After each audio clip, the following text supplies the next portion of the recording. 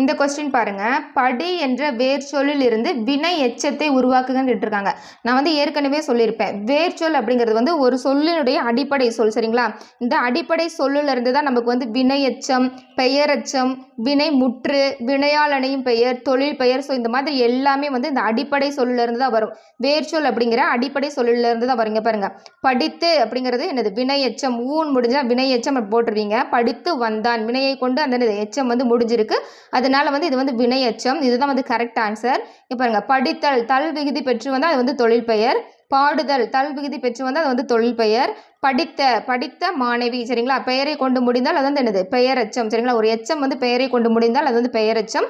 படித்த மாணவி, இது வந்து பெயரெச்சம். வினை முற்று பாருங்க, படித்தான். சரிங்களா? ஸோ இது எல்லாமே படித்தவர், வினையாளனின் பெயர். ஸோ இந்த எல்லாமே வந்து எதுல இருந்து வருது? படி அப்படிங்கிற வேர்ச்சொல்லிலிருந்து தான் வருது. சரிங்களா? வேர்ச்சொல் அப்படிங்கிறது அடிப்படையான சொல். ஓகேங்களா?